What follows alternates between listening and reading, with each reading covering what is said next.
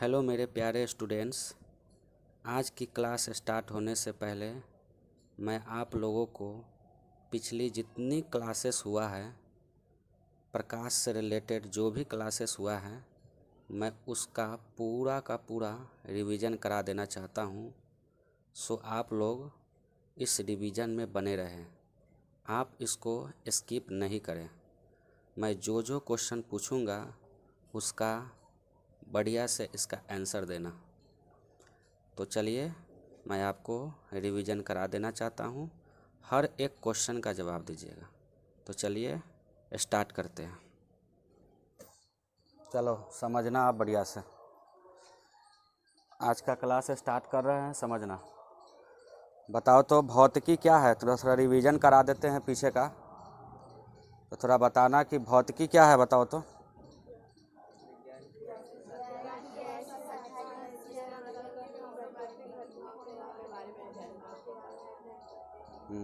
यह विज्ञान की एक क्या होती है, शाखा होती है, जिसके अंतर्गत हम लोग क्या करते हैं, प्रकृति में घटने वाली जो भी प्राकृतिक घटनाएं होती है उस सब का क्या करते हैं, इसमें अध्ययन करते हैं।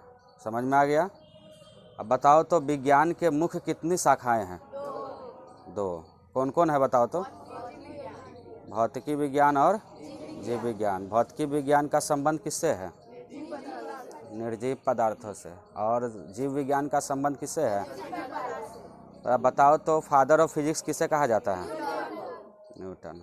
विज्ञान के बारे में पढ़ा था ना, तो बताओ तो विज्ञान क्या होता है? हाँ, शॉर्टकट में क्या कहेंगे, किसी भी क्षेत्र का विशेष ज्ञान क्या कहलाएगा? विज्ञान कहलाएगा। ठीक है। विज्ञान कितने शब्दों से मिलकर बना हुआ है? कौन कौन? बी मतलब क्या होता है, और ज्ञान मतलब, अर्थात क्या हो जाएगा, किसी भी क्षेत्र का विशेष ज्ञान क्या कहलाएगा? विज्ञान कहलाता है। आ गया समझ में। अब बताओ पिछला लेक्चर में ये भी बताए थे कि प्रकाश क्या होता है। ठीक है, पिछली क्लास में तुमको ये भी बताए थे कि प्रकाश क्या होता है। तो प्रकाश क्या है बताओ तो। हाँ, प्रकाश वह बाह्य भौतिक कारक है जिसकी सहायता से हम किसी वस्तु को क्या करते हैं, देख पाते हैं।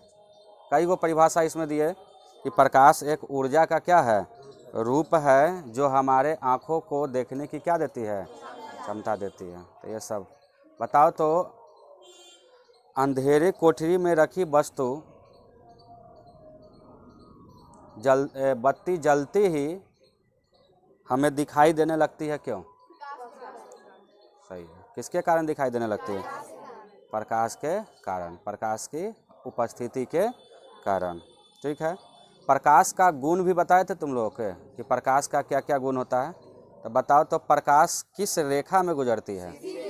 सीधी रेखा में। ठीक है। प्रकाश हमें दिखाई देता है? नहीं देता है। हम किसी भी वस्तु को उसकी सहायता से क्या करते हैं, देखते हैं। आ गया समझ में। बताओ तो प्रकाश को गमन करने के लिए कोई भी माध्यम की आवश्यकता होती है? यहाँ तक कि वो कहाँ से गुजरती है? बताओ तो निर्वात का मतलब क्या होता है? सब जवाब देना, तुम सब भी जवाब दो बढ़िया से। तो प्रकाश निर्वात क्या है बताओ तो। जहाँ वायु ही ना हो उसे क्या कहते हैं, निर्वात कहते हैं। बताओ तो प्रकाश एक प्रकार का ऊर्जा है ना, ऊर्जा। प्रकाश विद्युत तरंग है, विद्युत। बताओ तो प्रकाश जो होता है तरंग है। कौन कौन तरंग है हमको वो बताओ। विद्युत चुंबकीय तरंग और अनुप्रस्थ तरंग। ठीक है। बताओ तो सूर्य के प्रकाश से हमें क्या प्राप्त होता है? Vitamin D. सूर्य का जो प्रकाश होता है वो हमारे पृथ्वी तक आने में कितना समय लेता है? हाँ, ठीक है। प्रकाश सूक्ष्म कण के रूप में पूछे तो क्या है बताओ। क्या है? फोटान है। याद रखना, क्या है? फोटान है। बताओ तो प्रकाश के गति का पता सबसे पहले किसने लगाया था? ओलाउस रोमन ने। समझ में आ गया। सब ध्यान से याद किया हुआ है ना। बताओ तो प्रकाश की चाल सबसे अधिक कितना होता है? हाँ, 3 × 10⁸ मीटर प्रति सेकेंड। बताओ तो अगर किलोमीटर में दिया जाए तो क्या बताएंगे?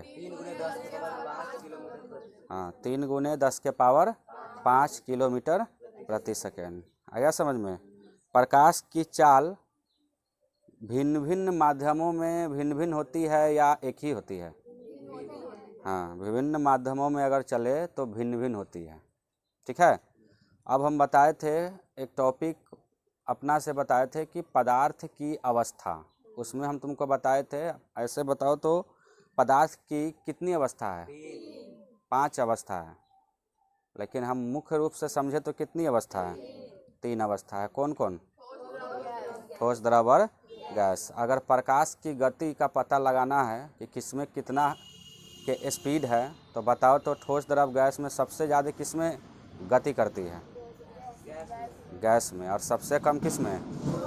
ठोस में। अगर ध्वनि की बात करें तो बताओ सबसे अधिक किसमें होगा और सबसे कम? आ गया समझ में? अर्थात क्या बताए थे कि प्रकाश की चाल जो होती है सबसे अधिक कहाँ होती है? गैस में। और सबसे कम कहाँ होती है? ठोस में होती है। आ गया समझ में? और फिर कहे कि प्रकाश की चाल ध्वनि की चाल से बताओ तो उसका विपरीत होती है या समान होता है? उसका विपरीत होती है, क्योंकि ध्वनि सबसे अधिक कहाँ चलती है? ठोस में। ध्वनि की चाल सबसे अधिक कहाँ होती है?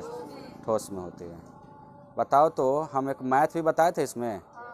यह मैथ से तुमको यह पता चल गया था कि सूर्य से इस पृथ्वी तक का दूरी कितना है। तो कितना है बताओ तो? हम मैथ से तुमको बताए थे कि इसका दूरी जो है लगभग कितना करोड़ किलोमीटर है? 15 करोड़ किलोमीटर है। ठीक है। अब नेक्स्ट टॉपिक हम फिर स्टार्ट किए थे प्रकाश का स्रोत। यही ना स्टार्ट किए थे? यानी कि सोर्स ऑफ लाइट, यानी लाइट का सोर्सेस कहाँ से है। तो बताओ क्या इसका जवाब हो सकता है? हाँ, जिस वस्तु से क्या निकलता है? प्रकाश निकलता है, उसे क्या बोलते हैं? प्रकाश का स्रोत कहते हैं। जैसे कौन कौन ऐसा वस्तु है जिससे प्रकाश निकलता है? बल्ब है, सूर्य है, तारे है, लालटेन है, जलती हुई मोमबत्ती है, जुगनू है, ये सब क्या है? प्रकाश का स्रोत ही है, उस सब से प्रकाश निकलता है। बताओ तो ईंट, पत्थर, ये सब, टेबल, बेंच, ये सब से निकलता है प्रकाश? नहीं निकलता। तो ये सब प्रकाश का स्रोत है? नहीं है। समझ में आ गया? बताओ तो इसी प्रकाश के स्रोत में कुछ प्रकाश का स्रोत ऐसा है जो प्राकृतिक है और कुछ प्रकाश के स्रोत ऐसा है जो क्या है? तो हम तो अभी प्रकाश के स्रोत में सब रंग का बताए थे, उसमें मानव निर्मित भी था। जैसे बल्ब, बल्ब क्या भगवान ने बनाया है? वो तो मानव निर्मित है, तो वो मानव निर्मित प्रकाश का क्या होगा? स्रोत होगा। फिर बात करें कि सूर्य, ये भी तो प्रकाश का सबसे बड़ा स्रोत है।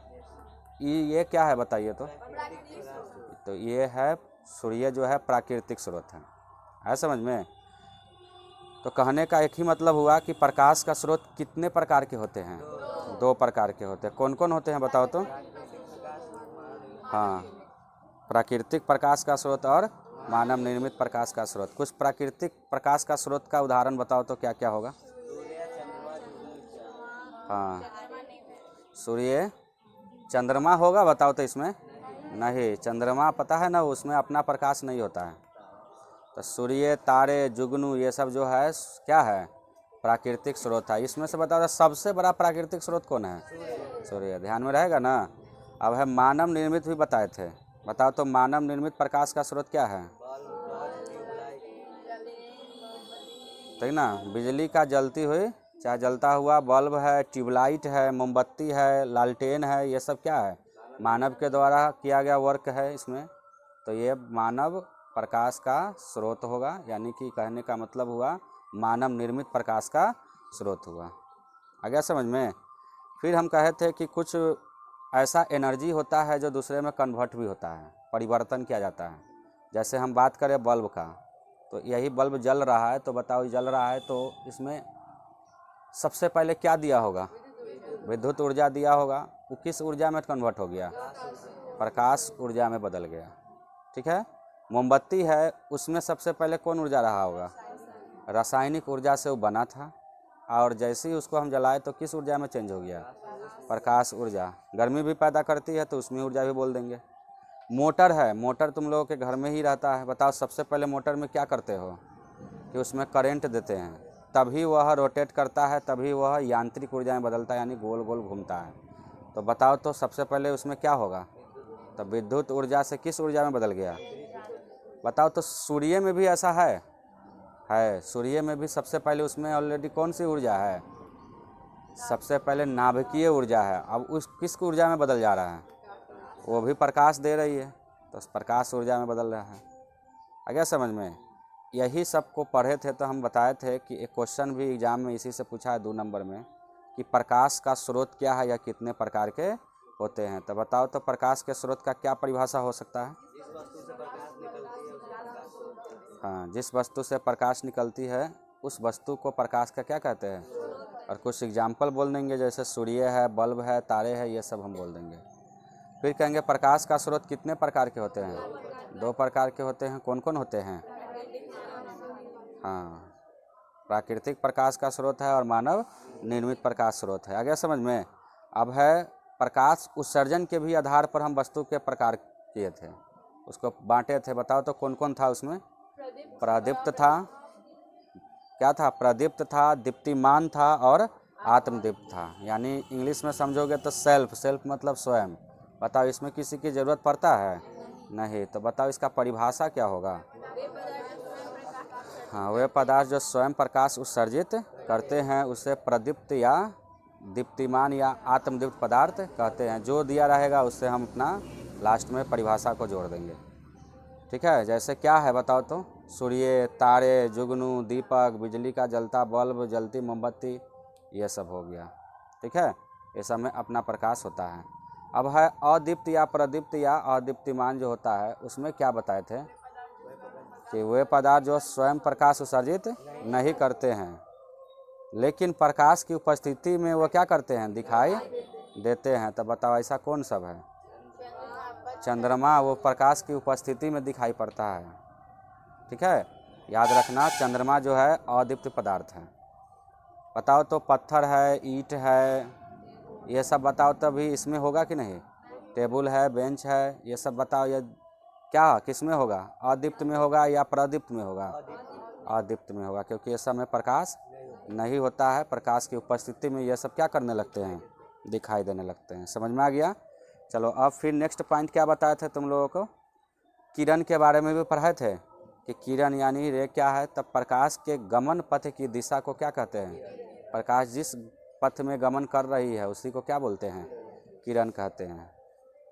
फिर अगला पॉइंट शुरू किए थे कि किरण पुंज क्या है या प्रकाश पुंज क्या है। तो किरण पुंज या प्रकाश पुंज क्या है बताओ तो? हाँ, प्रकाश की किरणों के समूह को किरण पुंज या प्रकाश पुंज कहते हैं, या डायरेक्ट तुम बोल सकते हो किरणों के समूह को किरण पुंज या प्रकाश पुंज कहते हैं, ऐसे भी बोल सकते हो। ठीक है, अब बताओ वो जो गमन करती है किरण, वो कई रूप से गमन करती है। हम बताए थे किरण पुंज या प्रकाश पुंज कितने प्रकार के होते हैं? 3 प्रकार के होते हैं। बताओ तो कौन कौन होता है? समांतर किरण पुंज, अभिसारी किरण पुंज और अपसारी किरण पुंज। बताए थे? सबका इंग्लिश नाम भी है तुमको पता? समांतर किरण पुंज को क्या बोलेंगे? हाँ, पैरेलल बीम ऑफ लाइट। अगर कहे अभिसारी किरण पुंज को? हाँ, कन्वर्जेंट बीम ऑफ लाइट। सही बोल रहे हो। अब हम पूछे अपसारी किरण पुंज को? ठीक ना, ठीक ना, डाइवर्जेंट बीम ऑफ लाइट, ये है अपसारी किरण पुंज। तो समझ में आया? अब बताओ इस सब का हम तुमको परिभाषा बताए थे, सबके बारे में बताए थे। क्या है बारे में इसका बताओ तो? समांतर किरण पुंज क्या है? हाँ, जिस किरण पुंज की सभी किरणें, समांतर किरण पुंज है तो उसका क्वेश्चन में परिभाषा छुपा हुआ है। समांतर किरण पुंज यानी सभी किरणें क्या हो? समांतर हो, उसे हम समांतर किरण पुंज कहते हैं। अगर हम तुमसे पूछे अभिसारी किरण पुंज क्या है, तो कहना कि जिस किरण पुंज की सभी किरणें एक बिंदु पर, अभिसारी का मतलब होता है आकर मिलना। ठीक है, एक बिंदु पर आकर क्या करती है?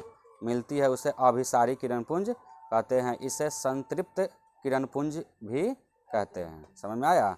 इसका बताए थे कि सब किरण आकर एक बिंदु पर क्या करेगी? मिलेगी, तो उसे हम क्या बोलते हैं? अभिसारी किरण पुंज। आ गया समझ में? अब फिर हम नेक्स्ट एक और बताए थे जिसका नाम क्या है? अपसारी किरण पुंज। अपसारी का मतलब क्या है? तो क्या बोलेंगे कि जिस किरण पुंज की सभी किरणें एक बिंदु से निकलकर विभिन्न दिशाओं में क्या कर जाती है, फैल जाती है। विभिन्न दिशाओं में क्या करेगी, फैल जाती है, उसे हम क्या बोलते हैं, अपसारी किरण पुंज। समझ में आ गया। अब हम इसका क्या बताए थे कि एक बिंदु से सब दिशाओं में क्या करेगी, ये किरण विभिन्न दिशाओं में फैल जाएगी, तो उसे हम क्या कहते हैं, अपसारी किरण पुंज। इतना ही पढ़ाए थे, तो ये तुम्हारा हम रिवीजन करा दिए, ठीक है। अब चलो आज का जो क्लास है, आज का जो तुम्हारा क्लास चलेगा, पॉइंट है पहला तुम्हारा, प्रकाश का विवर्तन क्या है, ठीक है। एनसीईआरटी के बॉक्स में लिखा हुआ है, अगर एनसीईआरटी तुम निकालेगा किताब तो उसमें देखना एक बॉक्स में बनाया हुआ है प्रकाश के विवर्तन के बारे में, ठीक है। तो प्रकाश का विवर्तन क्या, तो चलो समझना यहाँ क्या बताया गया है इसका डिफिनीशन में कि 19वीं शताब्दी में पाया गया। तो समझ में आ गया, 19वीं शताब्दी कहने का मतलब क्या हुआ कि 1800 से लेकर कहिया 1899 तक के बीच की ये बात है जो 19वीं शताब्दी में कहा गया है। क्या बताया गया था कि जब प्रकाश के गमन पथ में, अब प्रकाश निकल रही है, मान के चलो यहाँ पर एक स्रोत है जिससे प्रकाश क्या कर रही है, निकल रही है, इसके निकल रही है प्रकाश। अब इसके गमन पथ की दिशा में, तो ये गमन कर रही है नीचे की ओर, चाहे किधरों की ओर जा रही है, किधर की भी ओर जा रही है, तब प्रकाश के गमन पथ में कोई अपारदर्शी वस्तु रख दी जाती है। कोई क्या रख दी जाती है, तो मान के चलो कि यहाँ पर हम क्या रख दिए, कोई अपारदर्शी वस्तु रख दिया। अपारदर्शी समझते हो, अपारदर्शी का मतलब क्या होता है, जिससे प्रकाश आर पार ही नहीं करता, उसे अपारदर्शी कहते हैं। तो ये अपारदर्शी समझ में आ गया। तो क्या बोला है कि जब प्रकाश के गमन पथ में, तो ये प्रकाश गमन कर रही है और इसके पथ में यानी गमन कर रही है, उसे बीच रास्ते में हमने इसको क्या रख दिया, कोई अपारदर्शी वस्तु रख दी जाती है जो आकार में अत्यंत छोटी है। जो आकार में क्या जाता है, कहा जाए तो आकार में अत्यंत क्या होगी, मान के चलो ये आकार में अत्यंत क्या है, छोटी है। और प्रकाश सीधी रेखा में गमन करने के बजाय किनारे पर मुड़ने की प्रवृत्ति दर्शाता है। किनारे पर मुड़ने की क्या दर्शाता है, प्रवृत्ति दर्शाता है। यानी समझना, अब प्रकाश तो यहाँ पर बीच में प्रकाश तो गमन कर रही थी, बीच में अपारदर्शी वस्तु रख दिए, तो क्या इसको पार कर पाया, प्रकाश नहीं कर पाया। तो ये चाहता है कि मुड़े, कि यहाँ से हम मुड़ने की प्रवृत्ति दिखाएगा, लेकिन प्रकाश का मेन गुण है कि वो मुड़ती नहीं है। हम तुमको बताए थे पिछली क्लास में, तुमको बताए थे ना कि प्रकाश क्या है, कि वह सीधी रेखा में गमन करती है। तो बताओ, इसको तो सीधी रेखा में जाना है, तो इसीलिए यहाँ पर मुड़ने की प्रवृत्ति दिखाएगा लेकिन मुड़ेगी नहीं। तो कोई भी लाइट बीच आ रही है और बीच में कोई रख देगा, तो यहाँ पर बताओ कुछ मुड़ने की प्रवृत्ति दिखाएगा ना, लगेगा कि इधर भी प्रकाश आएगा लेकिन आएगा नहीं, क्योंकि प्रकाश का मेन गुण है कि वह सीधी रेखा के अलावा दूसरी रेखा में नहीं गुजरती है। तो वही है कि सीधी रेखा में गमन करने की बजाय किनारे पर मुड़ने की क्या दिखाएगा, प्रवृत्ति दर्शाता है। प्रकाश के इसी प्रभाव को, जो यहाँ के मुड़ने की प्रवृत्ति दिखाएगा, प्रकाश के इसी प्रभाव को प्रकाश का क्या कहते हैं, विवर्तन कहते हैं। तो समझ में आ गया। तो प्रकाश का विवर्तन क्या है बताओ, तो जवाब क्या देगा कि जब प्रकाश के गमन पथ की दिशा में कोई अपारदर्शी वस्तु रख दी जाती है जो अत्यंत क्या होती है, छोटी होती है, जो अत्यंत क्या होती है, छोटी होती है। और प्रकाश सीधी रेखा में, और प्रकाश क्या सीधी रेखा में गमन करने की बजाय वह मुड़ने की क्या दिखाएगा, प्रवृत्ति दिखाता है। तो प्रकाश की इसी प्रभाव को प्रकाश का क्या कहते हैं, विवर्तन कहते हैं। तो बताओ, समझ में आ गया। बताओ, तो प्रकाश क्या मुड़ी यहाँ पर नहीं, क्योंकि प्रकाश का हम गुण जानते हैं, प्रकाश का हम प्रॉपर्टीज समझते हैं कि प्रकाश कभी मुड़ता नहीं है, प्रकाश कभी मुड़ता नहीं है। याद रखना, वो हमेशा किस रेखा में चलती है, सीधी रेखा में चलती है। तो समझ में आ गया। अब है नेक्स्ट पॉइंट, प्रकाशीय माध्यम क्या है। प्रकाशीय माध्यम क्या है, देखो माध्यम का मतलब क्या होता है। माध्यम एक मीडियम है जिसमें प्रकाश गमन करती है, जैसे कि वायु भी एक माध्यम है, कांच भी एक माध्यम है, जल भी एक क्या है, माध्यम है। ये सब माध्यम होता है। उसी माध्यम से प्रकाश को जाना है, उसी माध्यम से क्या जाना है। तो यही क्वेश्चन समझना, प्रकाशीय माध्यम क्या है, यह कितने प्रकार के होते हैं। समझ में आया, क्वेश्चन पहले समझ में आया। ध्यान से जब क्वेश्चन समझ जाओगे तो आंसर तुम्हारे ऑटोमेटिक समझ में आ जाएगा। साइंस रटने का विषय नहीं है, समझने का विषय है। प्रकाशीय माध्यम क्या है? तो माध्यम समझ में आया। जैसे हम बताए वायु भी एक माध्यम है, निर्वात भी तो माध्यम है, जल भी माध्यम है, कांच भी क्या है? माध्यम है। तो ये सब माध्यम है। उसी माध्यम से क्या जाना है? प्रकाश को जाना है। तो प्रकाशीय माध्यम क्या है या कितने प्रकार के होते हैं? तो क्या जवाब देंगे कि वह क्षेत्र जिससे होकर प्रकाश वस्तु से क्या करती है, यानी प्रकाशीय माध्यम क्या है? तो वह क्षेत्र जिससे प्रकाश जो है वस्तु से निकल कर, अब बताओ कोई वस्तु से प्रकाश क्या कर रहा है? निकल कर हमारे आँखों तक क्या करती है? पहुँचती है। यानी निकल कर आँख तक क्या करती है? पहुँचती है। मान के चलो यही बोर्ड तो एक वस्तु है, इस पर प्रकाश पड़ा, ठीक है, और इस पर का जो प्रकाश है ये तुमको टक्कर खाकर तुम्हारे कहाँ पड़ रहा है? आँख तक पड़ रहा है। तो यही है प्रकाश, वह क्षेत्र जिससे होकर प्रकाश वस्तु से क्या करके, क्या वस्तु में प्रकाश है? नहीं है। इसमें अपना प्रकाश है? नहीं। इस प्रकाश की उपस्थिति में दिख रहा है, और इससे जो तुम्हारा दिखने के बाद जो इसका जो फोटो बन रहा है, जो इसको तुम देख रहे हो, तो इसका फोटो तुम्हारे कहाँ बन रहा है? आँखों के रेटिना पर बन रहा है, तभी इसको देख पाया है। अब वही किसी व्यक्ति के आँख का रेटिना खराब हो जाएगा तो ये लाइट से जल तो रहा है, दिख तो रहा है, सब कुछ है, लेकिन वो व्यक्ति को दिखेगा ही नहीं। क्यों? क्योंकि उसका फोटो आँख के रेटिना पर नहीं बन रहा है। तो यही होता है प्रकाशीय माध्यम की वह क्षेत्र जिससे होकर प्रकाश वस्तु से क्या करेगा? निकल कर कहाँ पहुँचेगा? आँख तक पहुँचती है, प्रकाशीय माध्यम कहलाती है। कौन माध्यम कहलाती है? तब बताओ तब प्रकाशीय माध्यम क्या है? हाँ, वह क्षेत्र जिससे होकर प्रकाश जो होता है वस्तु से क्या करेगा? निकल कर कहाँ पहुँचेगा? हमारे आँखों तक पहुँचती है, उसे ही क्या कहते हैं? प्रकाशीय माध्यम कहते हैं। बताओ तो वो किस किस, ऐसा कौन कौन माध्यम है जहाँ से प्रकाश निकल सकती है? हवा, जल, कांच, ताप से भी तो देखता है प्रकाश निकल रही है। अल्कोहल, हीरा, ये सब से क्या निकल रही है? प्रकाश निकल रही है। वस्तु से क्या निकल रही है? सबसे प्रकाश निकल रही है। इसी के, और वही प्रकाश निकल कर क्या करना है समझना यहाँ पर बढ़िया से। क्या बताए हैं? जैसे में हवा है, जल है, कांच है, ताप है, अल्कोहल है, हीरा है और क्या इत्यादि। तो समझ में आ गया। बताओ तो प्रकाशीय माध्यम क्या है? तो वह क्षेत्र जिससे होकर प्रकाश वस्तु से निकलकर कहाँ तक पहुँचती है? आँखों तक पहुँचती है, प्रकाशीय माध्यम कहलाती है। बताओ यही प्रकाशीय माध्यम जो होता है दो प्रकार के होता है। पूछेंगे प्रकाशीय माध्यम कितने प्रकार के होते हैं? बताओ तो पहला का नाम समांगी माध्यम, पहला का नाम क्या है? और दूसरा का नाम विषमांगी। समांगी का मतलब है होमोजीनियस मीडियम, और विषमांगी का मतलब होता है हेट्रोजीनियस मीडियम। तो चलो इसके दोनों के बारे में समझते हैं, तब समझ में आएगा कि समांगी क्या होता है और विषमांगी क्या है। समांगी मतलब सब चीज़ समान। समांगी देखो याद करना नहीं है, सिर्फ क्वेश्चन समझना है, अपने आप तुमको याद आ जाएगा। समांगी मतलब जितना चीज़ है सब क्या होगा? समान होगा। तो देखो जिस माध्यम के प्रत्येक भाग के, प्रत्येक एक एक भाग के गुण देख लो या बनावट देख लो, वो क्या मिलेगा? समान होते हैं, क्योंकि समांगी पढ़ रहे हैं तो समान होते हैं, उसे समांगी माध्यम कहते हैं। तो बताओ समझ में आया? क्या समझ में आया कि जिस माध्यम में, कोई भी माध्यम में जाएंगे, जैसे कांच एक माध्यम ही है, जल भी एक माध्यम है, वायु भी एक क्या है?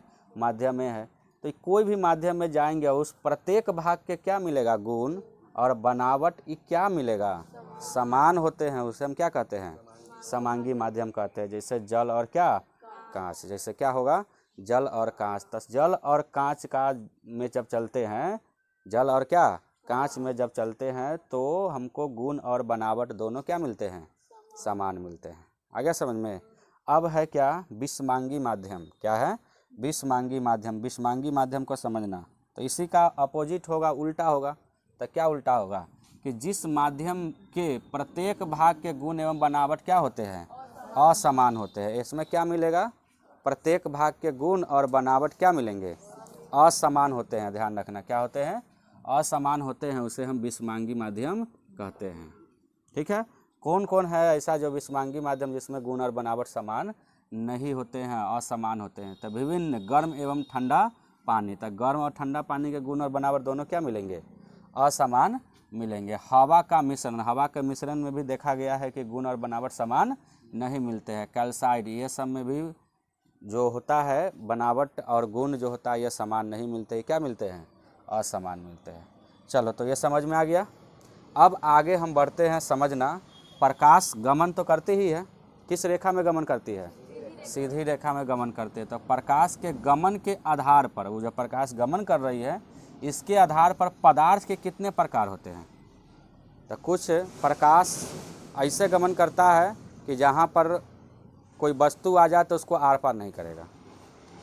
प्रकाश फिर ऐसे भी गमन करता है जहाँ पर कोई वस्तु ऐसा आ जाता है जो आर पार कर जाता है, ठीक है। और कुछ ऐसा भी प्रकाश जो होता है जब गमन करता है तो कुछ ऐसा वस्तु आ जाता है जो उसका कुछ अंश ही प्रकाश आर पार करता है। तो यही है प्रकाश के गमन पथ के दिशा में यानी या आधार पर पदार्थ के कितने प्रकार होते हैं। तो प्रकाश के गमन के आधार पर पदार्थ के कितने प्रकार होते हैं? तो बताओ तो, प्रकाश के गमन के आधार पर पदार्थ के कितने प्रकार होते हैं? तीन प्रकार होते हैं। तो बताओ तो पहला क्या है?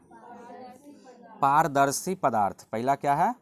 पारदर्शी पदार्थ। पारदर्शी मतलब क्या? आर पार दिखे, तो उसको इंग्लिश में क्या बोलते हैं? ट्रांसपेरेंट। क्या बोलेंगे? ट्रांसपेरेंट, ठीक है। तो चलो हम इस पारदर्शी को समझते हैं क्या है। पारदर्शी पदार्थ क्या है? तो जिस पदार्थ से, याद रखना, जिस पदार्थ से प्रकाश आर पार निकल जाती है, चाहे निकल आती है, जिस पदार्थ से प्रकाश आर पार क्या करती है? निकल जाती है, उसे पारदर्शी पदार्थ कहते हैं। उसे क्या कहेंगे? पारदर्शी पदार्थ। बताओ तो किससे प्रकाश आर पार निकल जाएगी? शुद्ध जल। देखो जल गंदा भी होता है, इसलिए हमने क्या लिखा है यहाँ? शुद्ध जल। तो शुद्ध जल से प्रकाश क्या करेगा? आर पार निकलेगी। वायु से तो देखता ही है, अभी नीचे जो सूर्य का प्रकाश आया है तो इसका मतलब वो बीच में वायु है कि नहीं, तो उससे प्रकाश आर पार किया कि नहीं? कर गया। तो वायु से भी करता है। कांच, यहाँ देखो फंसाने के लिए क्वेश्चन घिसा कांच दे देगा, तो घिसा कांच से पूरी तरह से प्रकाश आर पार नहीं आता है, ठीक है। तो यहाँ पर एक सीधे लिखा है कांच, यानी कि साफ सुथरा नया कांच की बात किया जा रहा है। समझ में आ गया? तो ये है पारदर्शी पदार्थ।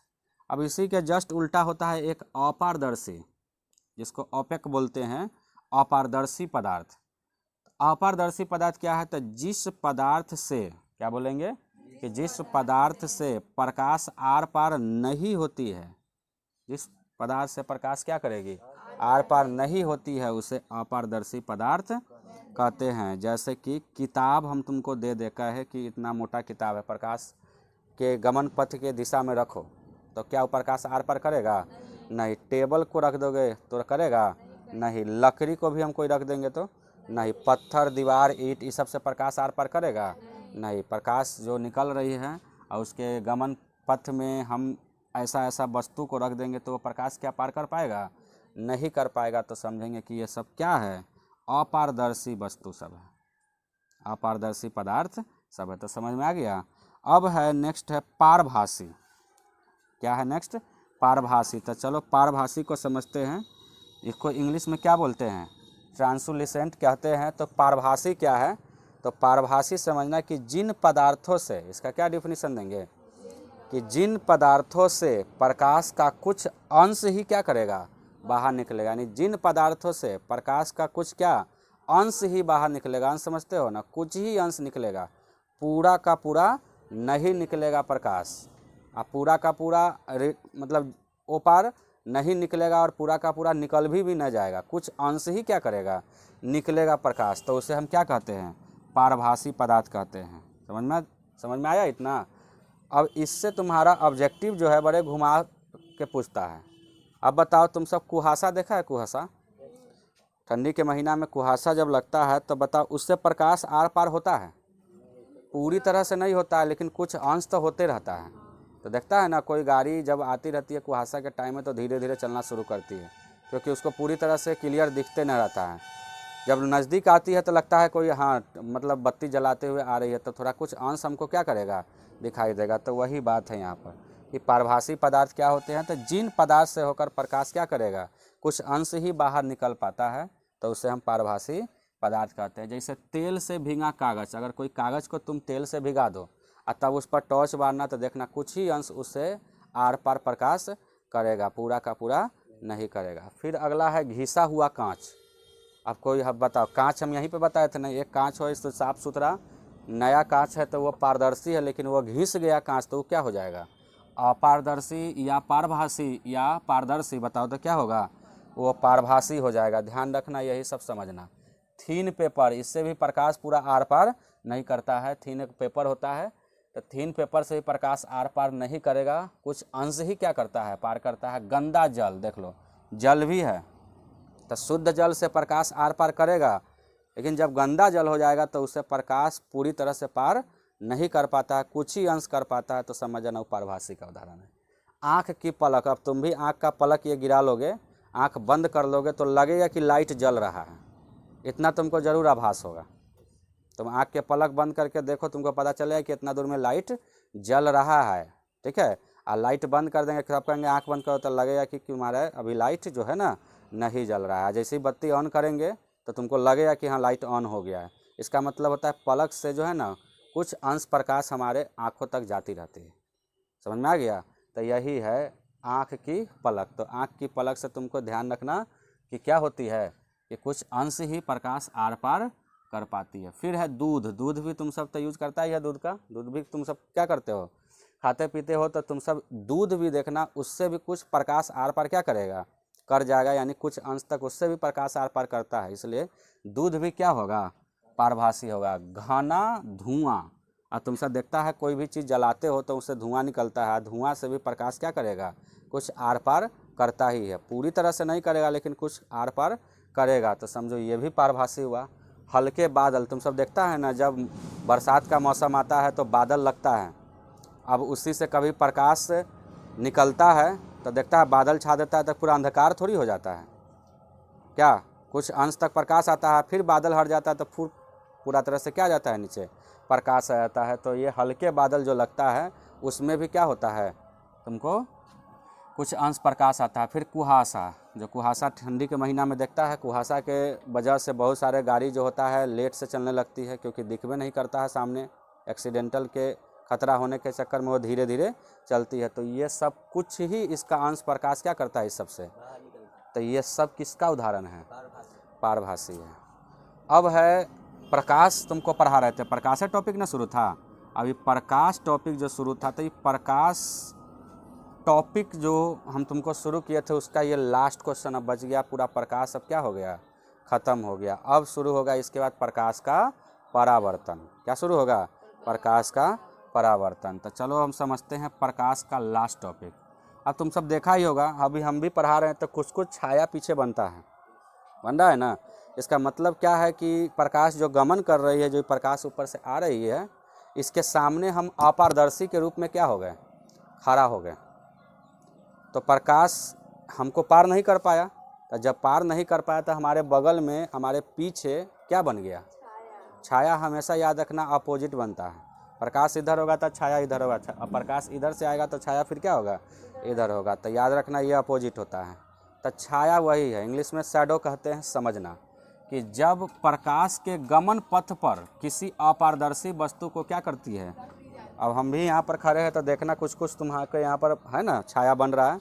इसका मतलब है कि जो प्रकाश है इसके सामने गमन पथ की दिशा में ये गमन जो कर रही है, जो हमारी इधर प्रकाश, समझो कि जब प्रकाश के गमन पथ पर किसी अपारदर्शी वस्तु को रख दिया जाता है तो प्रकाश की किरण उन्हें पार नहीं कर पाती है, जिसके कारण उस वस्तु के पीछे एक अंधेरा क्षेत्र क्या करता है, बनता है। उससे ही क्या बोलते हैं, छाया कहते हैं। जैसे कि देख लो यहाँ पर इससे प्रकाश निकल रहा है, ये प्रकाश निकल रहा है, और ये एक जो यहाँ पर है अपारदर्शी, ये क्या है, अपारदर्शी वस्तु के रूप में मान के चलो कि यहाँ पर एगो हम पुतला के रख दिए, एक क्या रख दिए, पुतलू के रख दिए हैं। इसको केसो सब बना देना, आँखों को भी बना दो, आँख इसमें है। चलो अब ये आ गया प्रकाश के गमन पथ की दिशा में अपारदर्शी वस्तु के रूप में। तो बताओ प्रकाश इसको पार कर पा रहा है, नहीं कर पा रहा है, लेकिन इसी का यहाँ क्या बन रहा है, छाया बन गया। तो छाया समझ में आ गया। ये छाया क्या है, जब प्रकाश के गमन पथ पर किसी अपारदर्शी वस्तु को रख दिया जाता है तो प्रकाश की किरण उन्हें पार कर नहीं पाता है, जिससे कारण उस वस्तु के पीछे, इस वस्तु के का पीछे, यहाँ भी देख रहा है इसके पीछे यहाँ पर क्या बन रहा है, छाया बन रहा है। तो उसके क्यों छाया बन रहा है, क्योंकि प्रकाश के गमन पथ की दिशा में क्या रख दिया जा रहा है, अपारदर्शी वस्तु रख दिया जाए तो प्रकाश उसको पार कर पाएगा, नहीं कर पाएगा तो क्या करेगा, उसके पीछे क्या बन जाएगा, एक अंधेरा क्षेत्र बन जाएगा, उसी को क्या बोलते हैं, छाया कहते हैं। समझ में आ गया। चलो अब तुम्हारा पूरा प्रकाश का जो टॉपिक था, प्रकाश का टॉपिक ये पूरा क्या हो गया, खत्म हो गया। ठीक है, अब चलो कुछ क्वेश्चन पूछ रहे हैं, जवाब देना तुम लोग। ठीक है, बताओ तो पहला क्वेश्चन क्या है। देखो पहला क्वेश्चन तुम्हारे सामने है, जवाब देना। अगर तुम बढ़िया से पढ़ा है तो इस सब क्वेश्चन को तुम जवाब देगा। तो चलो टेस्ट योर सेल्फ है। पहला क्वेश्चन है कि प्रकाश एक प्रकार का क्या है, बताओ तो। ऊर्जा है। तो यहाँ क्या भरेंगे, ऊर्जा। परीक्षा में रहेगा 4 ऑप्शन रहेगा, उसमें से कोई एक टिक लगाना है। ठीक है, ऐसा ही क्वेश्चन मिलेगा। अब ये तुम्हारा जो इतना पढ़ा है वो टेस्ट है तुम्हारा, सही जवाब देना क्या क्या है। बताओ तो प्रकाश हमेशा किस रेखा में गमन करती है। चलो एकदम सही बात है कि यह किस रेखा में गमन करेगी, सीधी रेखा में। तो यहाँ सीधी कर देंगे। बताओ नेक्स्ट क्वेश्चन है कि प्रकाश की चाल सबसे अधिक डैश डैश में है, बताओ किस में होती है। तो यहाँ पर क्या भरेंगे, निर्वात में। ये बताओ ऐसे भरने वाला क्वेश्चन आता है एग्जाम में, नहीं आता है। अब तुम सबको क्वेश्चन कैसा आता है, ऑब्जेक्टिव में 4 ऑप्शन के साथ आता है। और 4 ऑप्शन में तुम्हारा जो है ऐसा ही क्वेश्चन सब रहता है। कुछ अपना से तुम पढ़ा है, समझा है, तो कुछ अपना से भी देगा। लेकिन ये तुम्हारे हम जो तुमको पढ़ाए हैं अभी, उसी का ये टेस्ट है। समझना बढ़िया से, हर क्वेश्चन का जवाब तुम दे दिया तो समझो तुमने अच्छा से पढ़ा है। बताओ प्रकाश की चाल सबसे अधिक कहाँ होती है, बताओ तो। निर्वात में, पढ़ाए थे ना। अब बताओ प्रकाश के चलने की पथ को, प्रकाश जो चल रही है इस पथ को क्या बोलते हैं, किरण कहते हैं। बताओ क्या कहते हैं, किरण। हम तुमको बताए थे कि प्रकाश किरणों, बताए थे कि प्रकाश के गमन पथ की दिशा को क्या बोलते हैं, किरण कहते हैं। बात तो वही है कि प्रकाश के चलने के पथ को, बताओ प्रकाश चल रही है, जिस रास्ते से जा रही है उसको क्या बोलते हैं, वो क्या चलती रहती है, किरण है ना। तो प्रकाश के चलने के पथ को क्या बोलेंगे, किरण कहेंगे। तो बताइए 4 क्वेश्चन समझ में आ गया। 4 क्वेश्चन का 4 क्वेश्चन बन गया तुम लोगों का। क्या अपने से बनाया कि बगल वाले से सुन के बोला है, अपने से बनाया है। तो चलो ठीक है। अब है 5वां नंबर क्वेश्चन, किरणों के समूह को क्या बोलते हैं, बताओ तो। किरण पुंज। क्या बोलेंगे, किरण पुंज कहते हैं। समझ में आ गया। अब बताओ किरण पुंज डैश डैश प्रकार के होते हैं। तो बताओ किरण पुंज कितने प्रकार के होते हैं, तो 3 प्रकार के होते हैं। कितने प्रकार के, 3 प्रकार के। समझ में आ गया। अब बताओ जिस वस्तु से प्रकाश निकलता है उसे डैश डैश कहते हैं। पता है ना कि जिस वस्तु से प्रकाश निकल रहा है उसे हम क्या कहते हैं, प्रकाश का स्रोत कहते हैं। तो प्रकाश का स्रोत, चाहे प्रकाश स्रोत भी कह सकते हो। समझ में आ गया। अब बताओ सूर्य डैश डैश स्रोत है। बताओ तो सूर्य कैसा स्रोत है, प्राकृतिक स्रोत है। कैसा स्रोत है, प्राकृतिक स्रोत है। चलो अब है निर्वात में प्रकाश की चाल क्या होती है। अब बताओ चाल पूछ रहा है, स्पीड। तो स्पीड बताओ, तो किलोमीटर में बताएंगे तो 3 × 10⁵ किलोमीटर प्रति सेकेंड। अगर तुमको कहें कि मीटर प्रति सेकेंड में बताओ तो 3 × 10⁸ मीटर प्रति सेकेंड। तो ये तो तुमको ऑप्शन में जैसा रहेगा अपना देख लेना। तो बताओ हम लिख देते हैं 3 × 10⁸ मीटर प्रति सेकेंड। ठीक है। सबसे अधिक प्रकाश की चाल डैश डैश में है। तो बताओ कहाँ होती है, निर्वात में ना होती है। सबसे अधिक कहाँ होती है, निर्वात। निर्वात बताओ तो क्या होता है, जहाँ वायु ही नहीं हो, वायु रहित स्थान को क्या बोलते हैं, निर्वात कहते हैं। बताओ कांच जल डैश डैश वस्तु के उदाहरण है। कांच और जल किस वस्तु का उदाहरण है, किस वस्तु का उदाहरण है। बताओ कांच और जल तो किस वस्तु का उदाहरण है, पारदर्शी वस्तु का उदाहरण है। बताए थे ना कि जिससे प्रकाश आर पार कर जाता है उसे ही हम क्या कहते हैं, पारदर्शी। बताओ ऐसे वस्तु जिससे प्रकाश आसानी से पार कर जाती है, एकदम आसानी से, कोई उसमें किंतु परंतु नहीं है, तो क्या होगा बताओ तो, पारदर्शी पदार्थ कहलाती है। पारदर्शी पदार्थ कहलाती है। समझ में आ गया। अब है प्रकाश का सबसे बड़ा स्रोत कौन है, सूर्य। तो ये भी पता है सबसे बड़ा स्रोत क्या है, सूर्य। चलो बहुत अच्छा बता रहा है। डैश डैश किरण पुंज के किरणें एक ही बिंदु स्रोत से निकलता है। एक ही बिंदु स्रोत से जो निकलता है उसको कौन किरण पुंज कहते हैं, डैश डैश किरण पुंज में किरणों एक ही बिंदु स्रोत से वो निकलती है, आकर मिलती नहीं है, निकलती है, तो क्या होगा? तो अपसारी किरण पुंज में किरणें एक बिंदु स्रोत से क्या करता है? निकलता है, तो क्या होगा इसका आंसर? अपसारी। नेक्स्ट है प्रकाश तरंग के रूप में क्या है बताओ तो? विद्युत चुंबकीय तरंग। कौन तरंग है? विद्युत चुंबकीय तरंग है। ध्यान रहना चाहिए कि कौन तरंग है बताओ तो? विद्युत चुंबकीय तरंग। क्या अनुप्रस्थ तरंग नहीं है? तो ऑप्शन में रहेगा तो ये भी कर लेंगे कि अनुप्रस्थ तरंग भी है, अनुप्रस्थ तरंग भी है। ठीक है। सूर्य के प्रकाश को पृथ्वी तक आने में कितना समय लगता है? 8 मिनट 16 सेकेंड, नहीं तो यही क्या होता है कभी कभी 20 सेकेंड तक। ठीक है, तो यही समथिंग रहता है। FOP मतलब क्या होता है बताओ तो? बड़ा शॉर्ट में लिखे। चलो बता दिया। फादर ऑफ फिजिक्स कौन है? न्यूटन है। बताओ, समझ में आ गया? ये तुम्हारा 17 क्वेश्चन है, जवाब दिया। चलो एक क्वेश्चन और पूछते हैं, 20 पूरा ही देते हैं। बताओ तो किस किरण पुंज को हम सब संतृप्त किरण पुंज कहते हैं? किस किरण पुंज को हम सब संतृप्त किरण पुंज कहते हैं?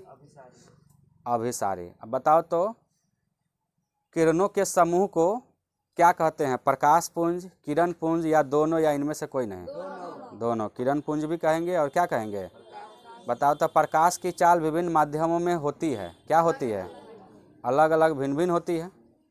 समझ में आ गया ना? इसके बाद बताओ तो प्रकाश किस रेखा में गमन करती है? ये तो हम तो यहाँ पूछे ही थे। बताओ तो एक क्वेश्चन और है, घना कुहासा। बताओ तो किस वस्तु का ये उदाहरण है? घना कुहासा जो है किस पदार्थ का है? किसका है? पारभासी का है। किसका है?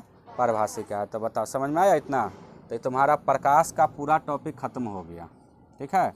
अब तुम सबको नेक्स्ट क्लास में क्या पढ़ाएंगे? प्रकाश का पूरा टॉपिक क्या हुआ? खत्म हो गया। अब नेक्स्ट क्लास चलेगा प्रकाश का क्या? परावर्तन। प्रकाश का परावर्तन। अब इसको बढ़िया से समझना, यही चैप्टर ना था। अब परावर्तन समझने के लिए सबसे पहले हमने क्या समझा है? प्रकाश। अब प्रकाश पूरी तरह से खत्म हो गया। अब नेक्स्ट क्लास चलेगा प्रकाश का परावर्तन। ठीक है, इतना तुम सब बढ़िया से याद कर लेना।